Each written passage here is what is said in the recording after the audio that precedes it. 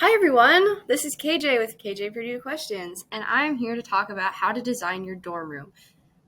This is obviously a really big stressor for students. I know it was for me. I felt like if I didn't plan out my dorm and have everything settled, then I wasn't going to actually be able to start classes off with like confidence. And maybe that's just an anxiety thing, but you know, I felt the need to share with you guys what I did because it was really helpful, and I just felt like maybe it would help some of you out there, and that's what I'm here to do.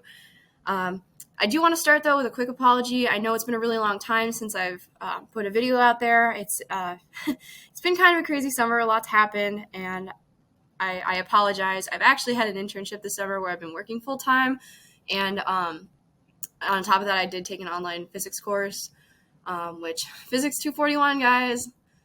It's awful if you're an engineering student, but it's okay. You'll get through it.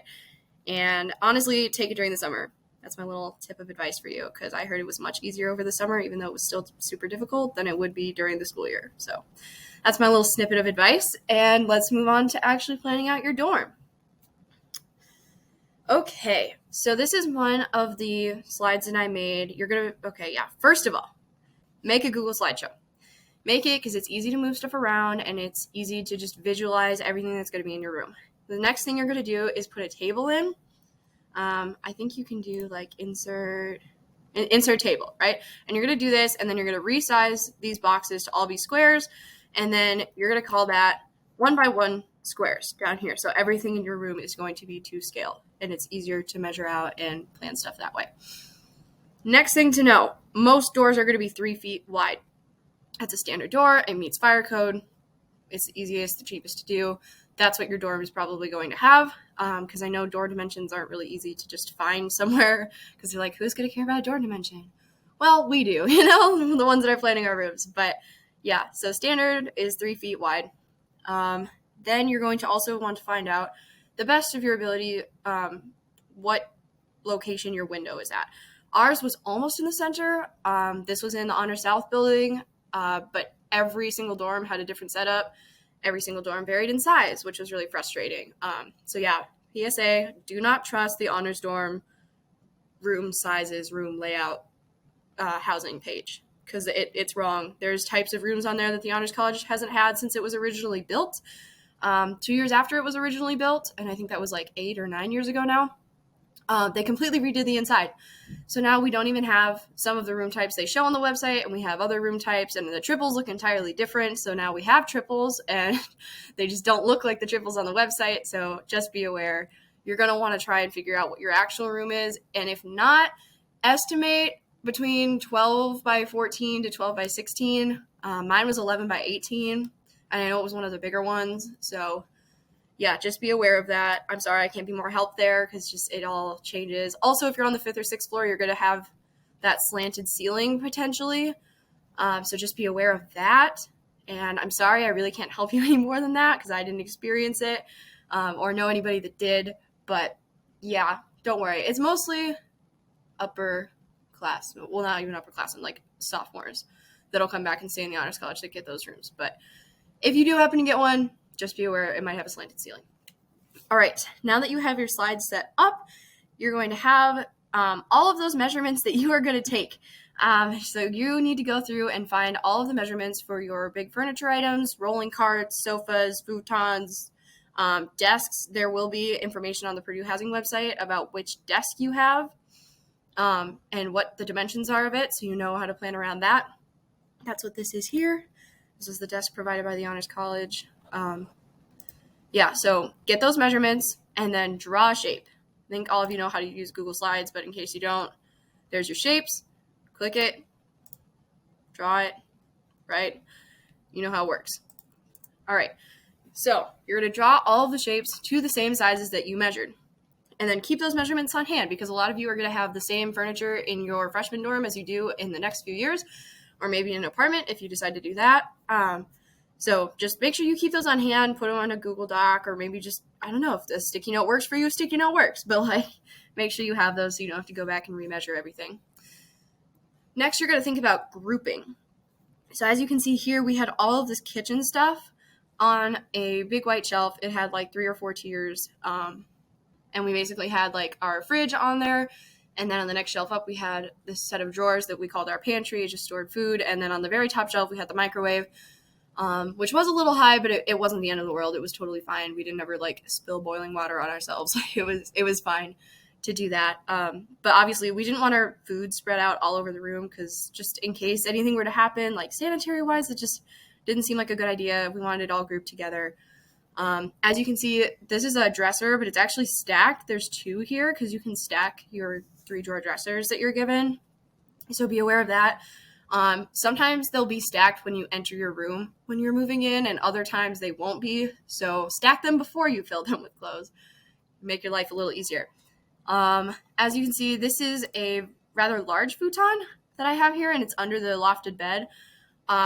That was one that I brought from home. It's not going to be the same size as the bed loft, so please don't use this as a reference for that. I'm not sure what bed lofts futons are, but yeah, look it up on their website. I'm sure it says on there. But yeah, just be aware of that. And then this is a desk I have under my lofted bed, so you can see that. And then anything I wasn't sure if I was going to bring or not, like at the time we hadn't ordered these shelves yet, I just put in dashed, so I knew it was like an option, but I didn't actually already have it yet. So be aware of that.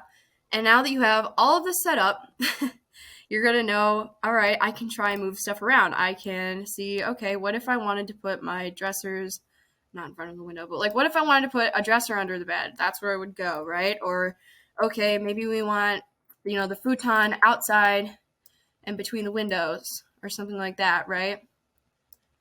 And you want it over here and see how that would work, see if it would fit. Obviously, if you don't know the exact dimensions, that's a little more difficult to do, but get a good idea of what your plan's going to be. It's going to make it a lot easier when you actually move in.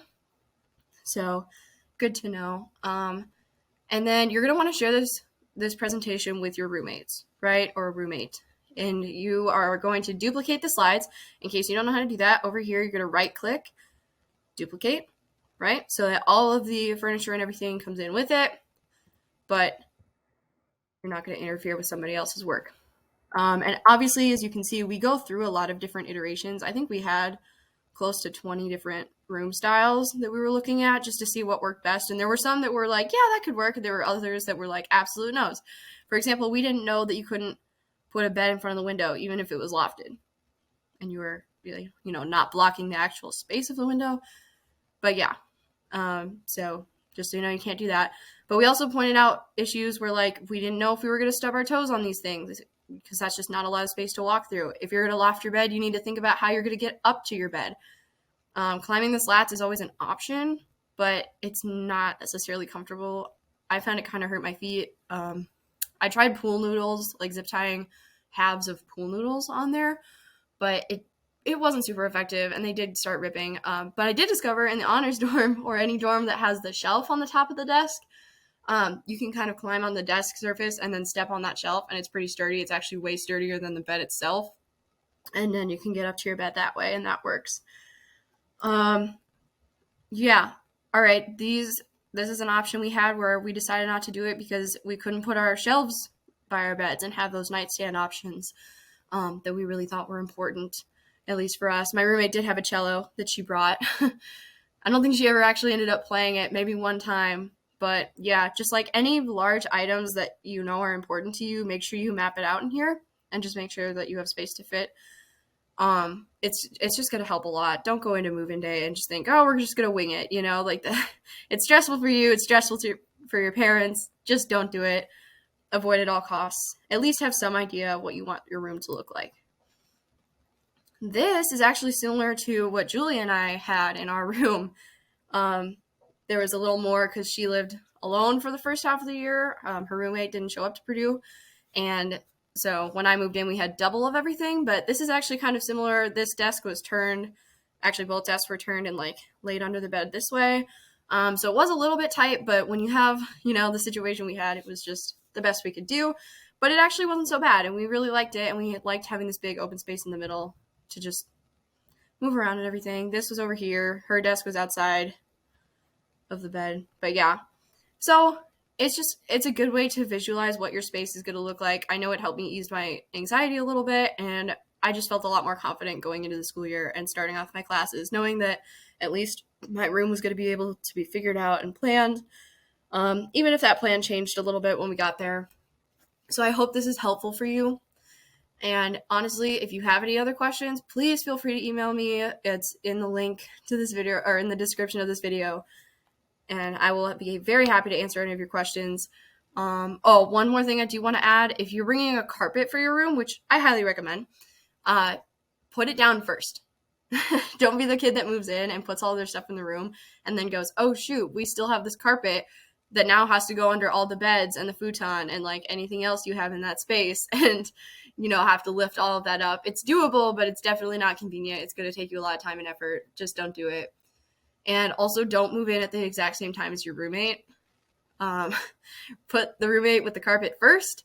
I know that move-in times are out for selection right now, so usually you can still change it too, but yeah, my roommate and I moved in at the same time, and it was just not helpful. I think there was just too many people in a small space, and it wasn't working. She also had a lot of stuff, so if you're both kind of minimalists, then it'll be fine, but yeah, just be aware of that. All right, I hope that was helpful. Good luck with move-in, guys. Have a great rest of your summer, and good luck with move-in.